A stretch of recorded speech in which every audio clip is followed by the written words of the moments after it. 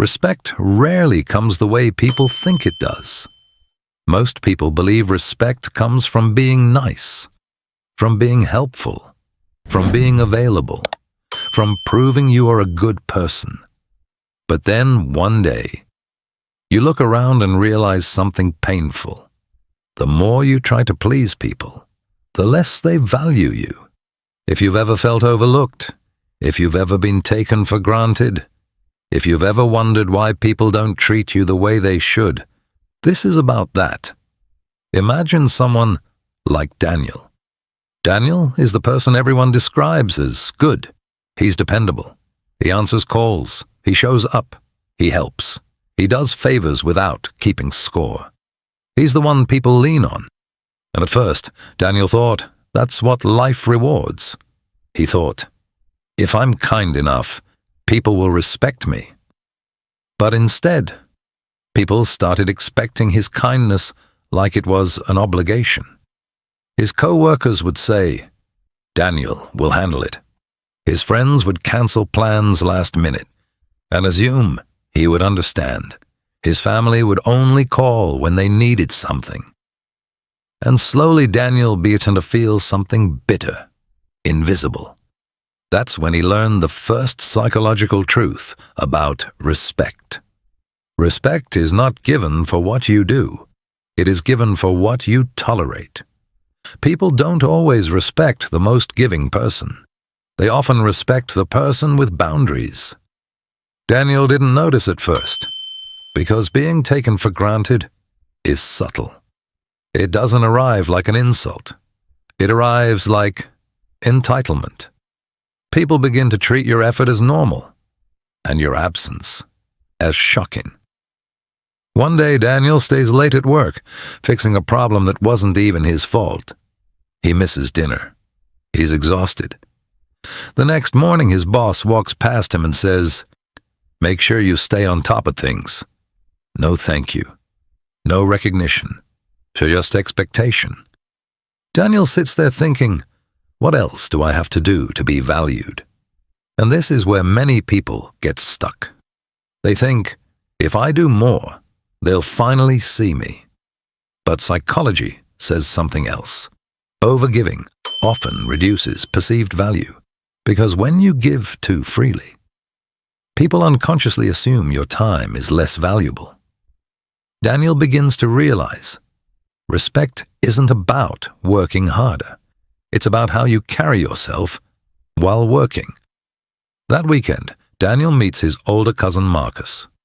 Marcus is calm, confident, not arrogant, just solid. People listen when Marcus speaks. Daniel asks him directly, "How do people respect you so easily?" Marcus smiles. "They don't respect me easily. They respect me because I taught them how." That line stops Daniel, because it's true. Respect is taught, not begged for. Marcus explains something most people never learn. Respect begins the moment you stop chasing approval. Daniel looks confused. Marcus continues, "When you need people to like you, you shrink yourself, and people can feel that." And psychology supports this. Neediness signals low self-value. People don't respect desperation. They respect stability. Marcus tells Daniel, "You're too available." Daniel laughs nervously. "I'm just being kind." Marcus nods.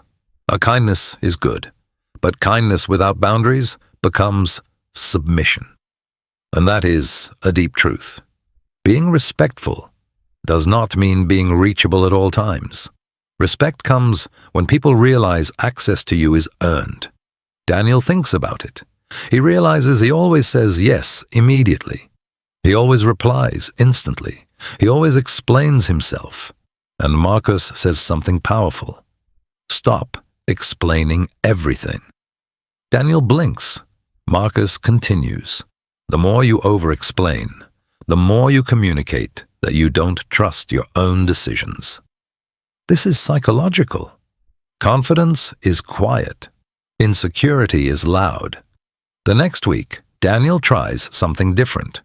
A coworker asks him to take on extra work again. Normally, Daniel would say yes. This time he pauses. He simply says, "I can't take that on right now." No apology, no long excuse, just a calm boundary. The coworker looks surprised, but something changes. They nod. Okay. And Daniel feels something unfamiliar. Power. Not aggressive power, self-respect. Here is another psychological truth. Respect grows when people see you respect yourself first.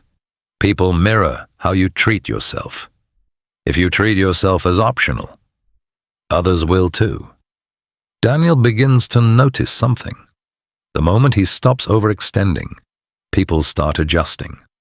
Not because they suddenly became nicer, but because boundaries create structure. Marcus explains it like this. People don't respect the person who says yes to everything. They respect the person whose yes means something. That is the key. Scarcity creates value. If your time is always available, it loses weight. Daniel also learned something else. Respect is not about dominance. It's about consistency.